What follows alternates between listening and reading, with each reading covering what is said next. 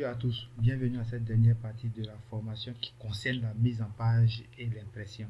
Go! Bien, nous allons ici apprendre à visualiser notre document avant l'impression, c'est-à-dire avoir l'aperçu de notre document juste avant qu'on lance l'impression. Pour ce faire, je me rends sur l'onglet Fichier, qui est le menu principal de la gestion de notre document. Ensuite, je me rends sur l'option Imprimer. Lorsque je clique dessus, nous avons ici un aperçu du document à imprimer. Bien, et là, je peux lister toutes les pages de ce document-là et voir un peu l'aperçu de ce document à l'impression. Je vous remercie, à tout à l'heure pour la suite. Bien, nous allons maintenant apprendre à gérer la mise en page. Dans la gestion des mises en page, nous allons opter pour l'option d'orientation des pages d'un document. Ok, je viens simplement sur l'onglet mise en page du ruban. Ensuite, dans le groupe mise en page, j'ai le bouton orientation. Orientation. Lorsque je clique dessus, j'ai deux propositions d'orientation. Il y a l'orientation de type portrait et l'orientation de type paysage. Par défaut, nous avons l'orientation de type portrait. Lorsque je clique sur l'orientation de type paysage, automatiquement, on constate que les pages de notre document changent de disposition. Vous voyez un peu, lorsque je zoome, vous voyez un peu l'orientation des pages. Voilà. Lorsque je choisis l'orientation, par exemple portrait, ok, les pages sont arrêtées. Les pages se positionnent de façon verticale. Pour ce qui concerne l'orientation paysage, les pages se positionnent de façon horizontale. Voilà un peu. Donc, si vous avez besoin de gérer l'orientation de vos différentes pages, il vous suffit tout simplement de vous rendre sur le ruban, précisément sur l'onglet mise en page. Ensuite, nous avons ici le groupe mise en page. Ici, nous constatons que le nom du groupe et le nom de l'onglet sont identiques. Ça ne pose pas de problème véritablement. Et là, nous avons l'option ou le bouton orientation qui nous propose des modes d'orientation. Nous avons ici l'orientation portrait et l'orientation paysage. Je vous remercie et à tout à l'heure pour la suite. Ok, toujours dans la mise en page d'un document, nous allons apprendre à définir les marges d'un document. Pour ce qui concerne les marges, nous avons les marges de gauche, les marges de haut, les marges droite et les marges de bas. Bien, pour définir ces marges, il nous suffit tout simplement de nous rendre sur le ruban, précisément sur l'onglet mise en page.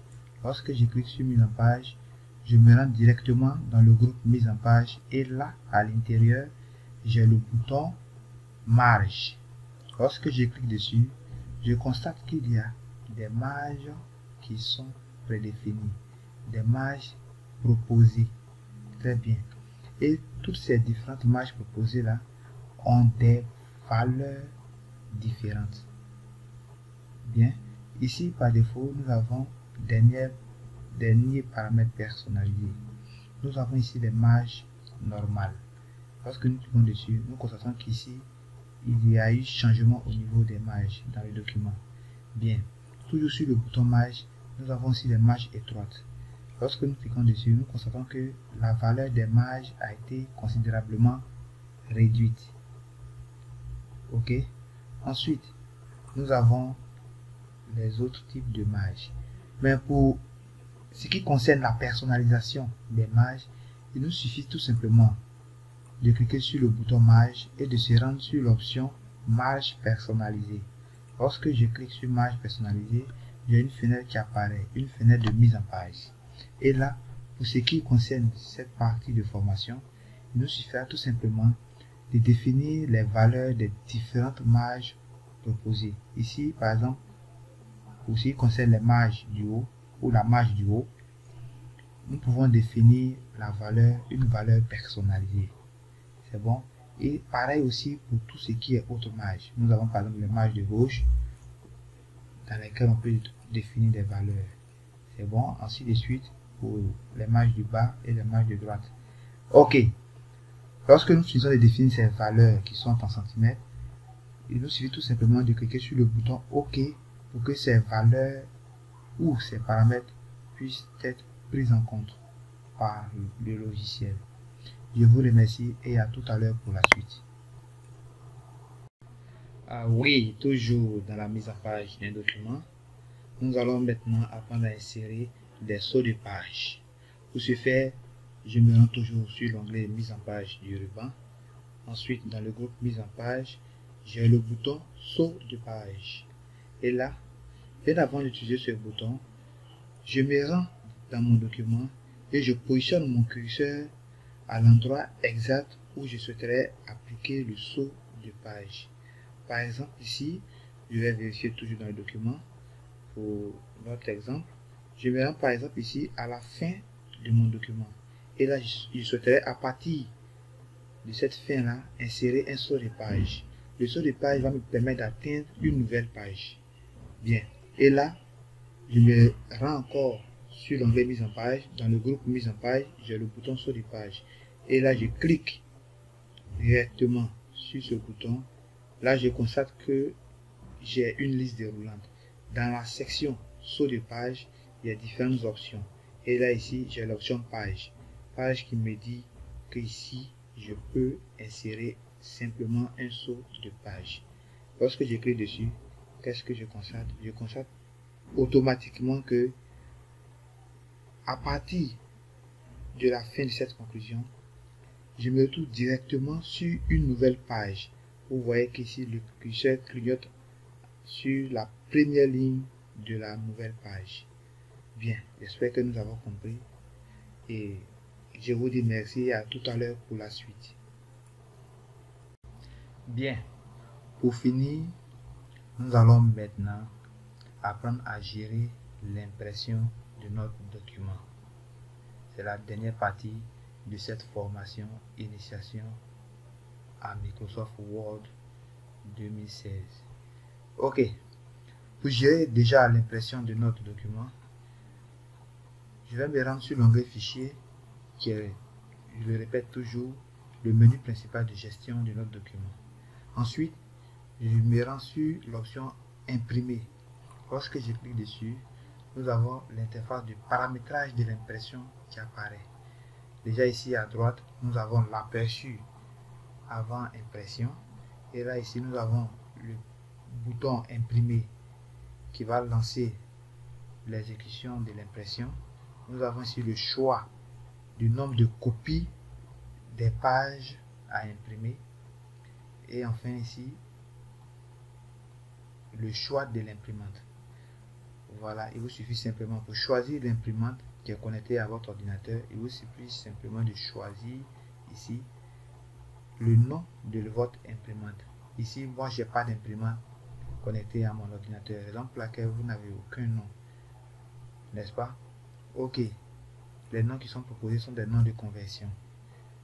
Bien, pour ce qui concerne la gestion de l'imprimante, lorsque vous achetez une imprimante, l'imprimante est fournie avec le pilote. Le pilote est un programme qui permet à l'ordinateur de communiquer avec l'imprimante. Lorsque le pilote est installé sur votre ordinateur, le nom de l'imprimante s'affiche automatiquement ici dans la liste des imprimantes à utiliser. Ensuite, nous avons ici les paramètres de gestion de l'impression. Ici, nous avons le choix de l'impression des différentes pages. Voilà, lorsqu'on clique dessus, si on veut imprimer toutes les pages du document, nous avons toutes ces options-là.